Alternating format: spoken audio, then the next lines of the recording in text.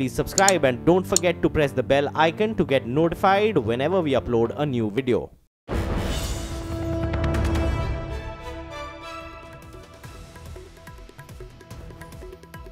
और इस वक्त एक अहम खबर प्रणय उपाध्याय हमें दे रहे हैं। पाकिस्तान की सुप्रीम कोर्ट ने नवाज शरीफ को दोषी करार दिया है। पनामा गेट मामले में नवाज शरीफ को दोषी करार दिया गया है। अब वो पीएम पद पर नहीं रह पाएंगे। फैसले के बाद नवाज जेल भी जा सकते हैं। इसी खबर पर और विस्तार से हम जानकारी लेते हैं। प्रणय उपाध्याय हमारे साथ जुड़े हुए हैं। प्रणय, पीएम पद छोड़ना पड़ेगा लेकिन जेल भी जा सकते हैं। थोड़ा विस्तार से आपसे समझना चाहेंगे क्या कुछ रहा, क्या कुछ कहा गया कोर्ट की तरफ से। देखिए, अब से कुछ मिनट पहले पाकिस्तान के सुप्रीम कोर्ट में जो चीफ जस्टिस आसिफ सईद खोसा हैं, उनकी अध्यक्षता वाली जो बेंच है, लार्जर बेंच, 5 जजेस की बेंच, उसने ये फैसला सुनाया है कि जो JIT बनी थी, जिसने अपनी जो जॉइंट इन्वेस्टिगेटिंग टीम बनी थी, जिसने पनामा पेपर्स में जांच की थी कि कितने दोषी हैं नवाज शरीफ और उनकी फैमिली, जिसमें सरकारी धन का दुरुपयोग किया गया था, सत्ता और साधनों का दुरुपयोग किया गया था, उस मामले पर अपना फैसला सुनाते हुए कहा है कि नवाज शरीफ इसके दोषी हैं और उन्हें डिस्क्वालीफाई किया जाता है। यानी अब आगे उनके राजनीतिक भविष्य के ऊपर, उनके चुनावी करियर के ऊपर एक बहुत बड़ा सवालिया निशान खड़ा हो गया है। और हिमानी, ये दूसरा मौका होगा 1999 के बाद जब नवाज शरीफ को प्रधानमंत्री पद अपना कार्यकाल पूरा करने से पहले छोड़ना पड़ेगा। बिल्कुल, कार्यकाल पूरा करने से पहले छोड़ना पड़ेगा। ये दूसरा ऐसा मौका होगा। प्रणय, और ऐसा निजाम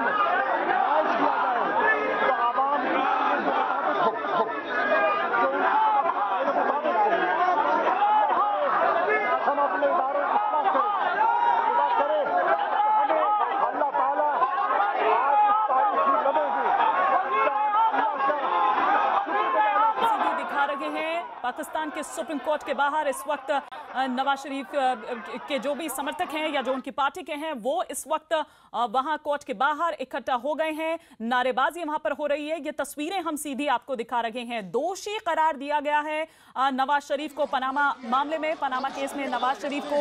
ये एक बड़ा झटका। शुक्रिया अदा करते हैं पाकिस्तान के दानिश्वरों का, हम शुक्रिया अदा करते हैं पाकिस्तान के मीडिया का, जिसने मुल्क को अवेयर किया, आगाही दी। आज हमने एक कदम उठाया है नए पाकिस्तान की तरफ। आइए मिलकर बनाएं नया पाकिस्तान, पाकिस्तान को मजबूत करें, पाकिस्तान की इदारों की इस्लाह करें, पाकिस्तान को दहशतगर्दी से निजात दिलाएं, पाकिस्तान के उन सिपाहियों को जिन्होंने जान का नजराना पेश किया आपके और मेरे मुस्तकबिल को महफूज करने के लिए, आज उनको खराज अकीदत पेश करें।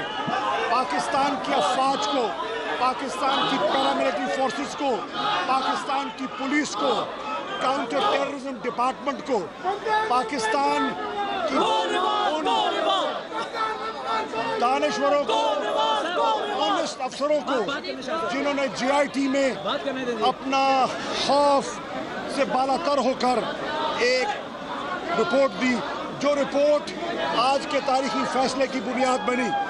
अल्हम्दुलिल्लाह आज का जो ये फैसला है, ये मुत्तफिका फैसला दिखाई दे रहा है। और जस्टिस खोसा साहब की अजमत को सलाम, जिन्होंने बहुत अरसा पहले ढांप लिया था कि हक़ाइक़ क्या है, और आज उनके ब्रदर जजेस ने उनकी तायद कर दी है।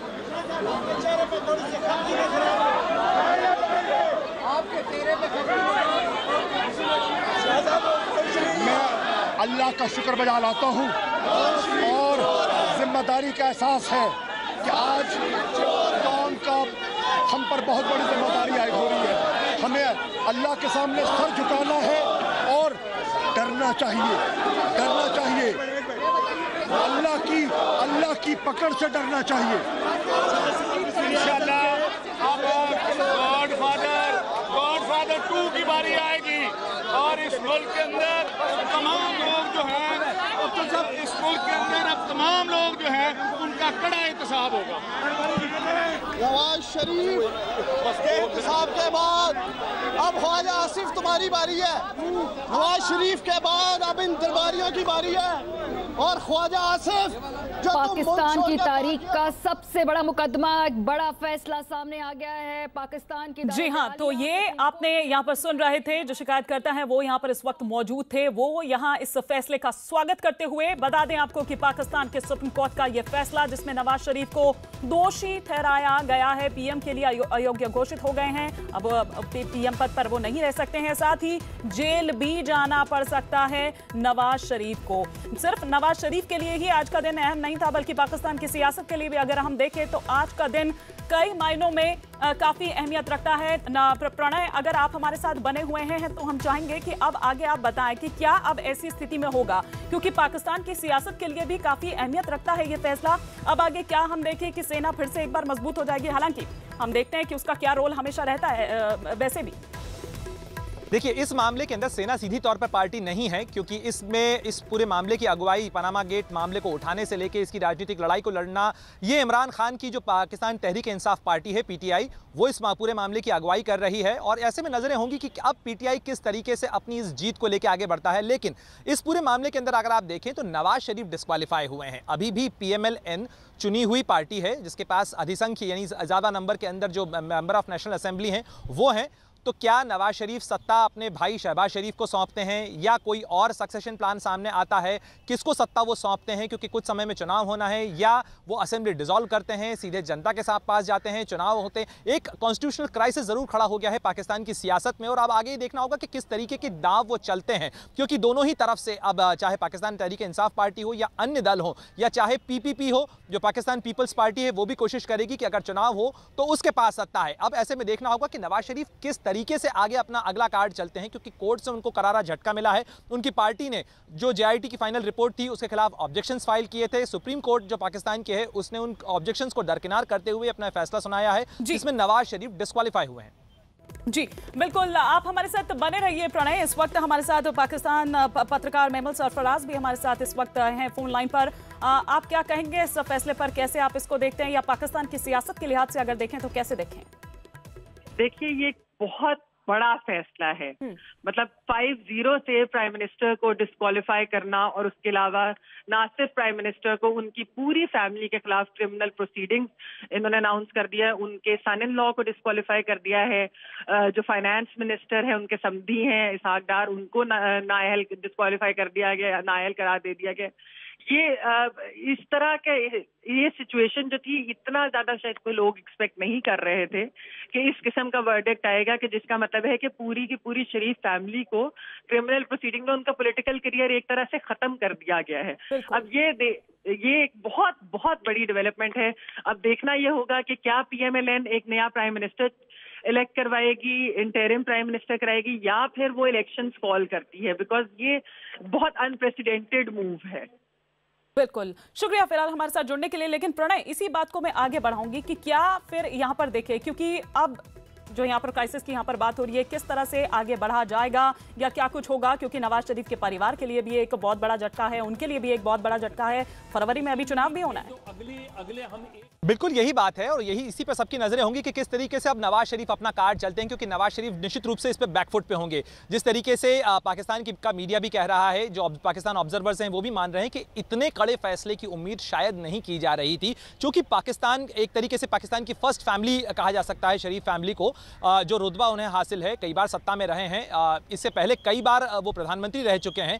ऐसे में इतने बड़े फिगर को प्रधानमंत्री पद से सीधे सीधे डिस्क्वालीफाई करना बहुत बड़ा करारा झटका है, न केवल नवाज शरीफ के लिए बल्कि पूरी शरीफ फैमिली के लिए। मरियम शरीफ जो उनकी बेटी हैं, जिन्हें माना जा रहा था कि एक तरीके से वो उनकी सियासी उत्तराधिकारी हो सकती हैं, वो भी इसके अंदर फंसी हुई नजर आ रही हैं। और ये पूरा मामला जो है, ये पूरी PMLN की और पूरी पाकिस्तान की जो सियासत है उसमें एक नया माइलस्टोन होगा, ये वहां से धारा बदल सकता है। लेकिन अभी फिलहाल इंतजार किया जाना चाहिए कि क्या हो सकता है, क्योंकि इसके बाद शहबाज शरीफ को क्या वो प्रधानमंत्री बनाते हैं, क्योंकि अभी भी नेशनल असेंबली में नवाज शरीफ और उनकी पार्टी के पास बहुमत है।